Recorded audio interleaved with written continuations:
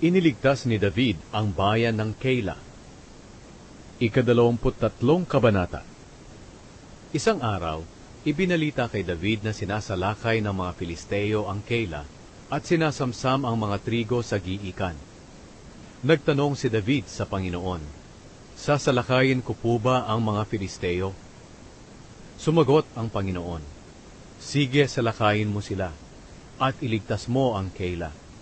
Pero sinabi ng mga tauhan ni David, "Dito pa nga lang po sa Huda ay natatakot na kami, lalo pa kaya kung pupunta kami sa Keila para makipaglaban sa mga Filisteo."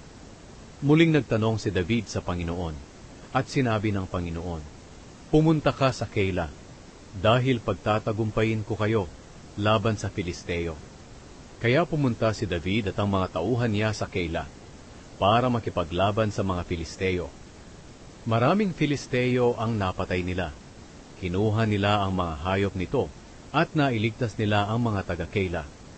Nang tumakas si Abiatar at pumunta kay David sa Keila, dinala niya ang espesyal na damit ng mga pari. Tinugis ni Saul si David. May nagsabi kay Saul na si David ay pumunta sa Keila.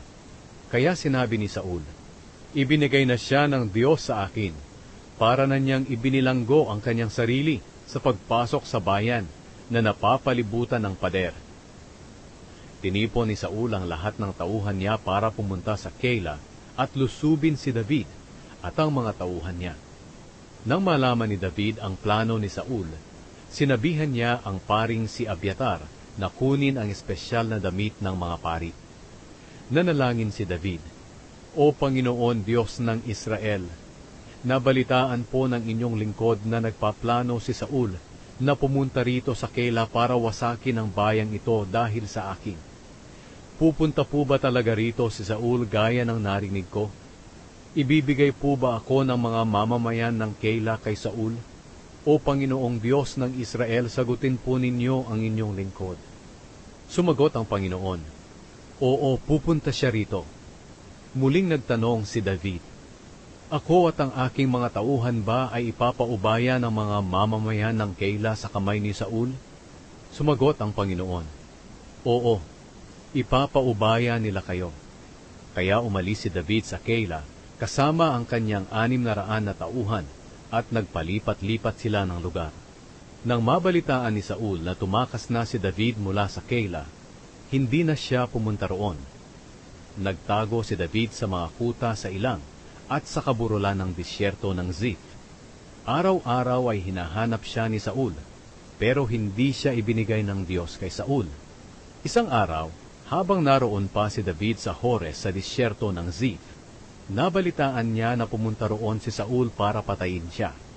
Pinuntahan siya ni Jonathan para palakasin ang pananampalataya niya sa Diyos. Sinabi ni Jonathan, "Huwag kang matakot. Hindi ka magagalaw ng aking ama. Nalalaman ng aking ama na magiging hari ka ng Israel at magiging pangalawa lang ako sa iyo." Gumawa silang dalawa ng kasunduan sa presensya ng Panginoon. At pagkatapos, umuwi na si Jonathan, pero nagpaiwan si David sa Hores. Ngayon, may mga taga-Ziph na pumunta kay Saul sa Gibeya at nagsabi, "Nagtatago po si David sa amin, doon sa Hores, sa kaburulan ng Hakila, sa gawing timog ng Jeshimon. Kaya mahal na hari, pumunta po kayo roon anumang oras na gustuhin ninyo, at kami na ang bahala. Ibibigay namin sa inyo si David." Sumagot si Saul, "Pagpalain sana kayo ng Panginoon sa pag-aalala ninyo sa akin. Lumakad na kayo at tiyakin ninyo kung saan siya pumupunta at kung sino ang nakakita sa kanya roon, dahil alam kong napakatuso niya.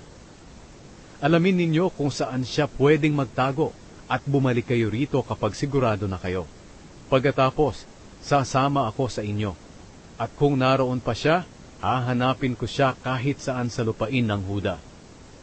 Kaya nauna sila kay Saul papuntang Ziph. Samantala, si David at ang kanyang mga tauhan ay nasa disyerto ng Maon sa Araba, sa gawing timog ng Jeshimon. Pagdating ni Saul at ng mga tauhan niya sa Ziph, hinanap nila si David. Nang malaman ito ni David, nagtago siya sa malaking bato sa disyerto ng Maon at doon siya nanirahan. Nang mabalitaan ito ni Saul, pumunta siya sa disyerto ng Maon para hanapin si David. Habang sina Saul at ang mga tauhan niya ay nasa kabilang gilid ng bundok, sina David at ang mga tauhan naman niya ay nasa kabilang gilid at nagmamadaling makalayo kay Saul. Nang malapit na silang maabutan ni Saul at ng kanyang mga tauhan, dumating ang isang mensahero at sinabi kay Saul, "Bumalik po muna kayo, dahil sinasalakay ng mga Filisteo ang ating bayan." Kaya tumigil si Saul sa paghabol kina David at bumalik para labanan ang mga Filisteo. At dahil sa lugar na iyon naghiwalay si David at si Saul, tinawag ang lugar na iyon na Batong Pinaghiwalayan. Mula roon, dumiretso si David sa mga kuta ng En-gedi at doon nagtago.